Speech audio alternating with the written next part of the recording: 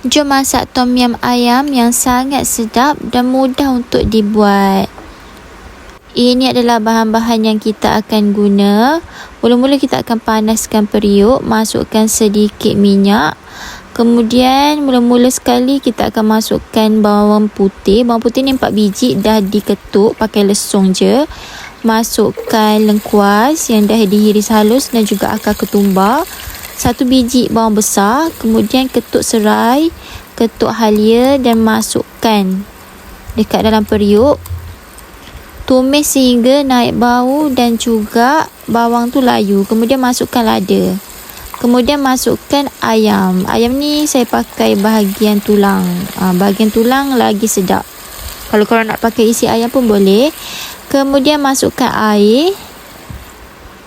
Air ni agak-agak je, saya letak 2 mangkuk pink tu. Kemudian masukkan 3 sudu paste tom yum dan 3 sudu kecil paste Thai. Kacau-kacau, masukkan tomato, cendawan hitam. Kacau-kacau, tutup seketika sehingga ayam masak. Masukkan carrot dan bunga kubis, sedikit garam, serbuk perasa dan juga sedikit gula. Last sekali masukkan daun limau purut, daun ketumbar dan perah limau nipis 2 biji, limau fresh, barulah sedap. Rasa dah sedap ke belum? Kalau dah sedap, korang boleh tengok kuah pekat.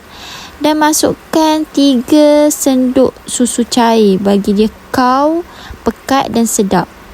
Tom yum kita is done. Rasa dia pedas, rasa tom yum yang pekat, sedap, masam. Cukup rasa guys, sangat sedap. Korang patut try buat, okay? Thanks for watching. Jangan lupa untuk like, share and subscribe to my YouTube channel. Bye, jumpa lagi. Assalamualaikum.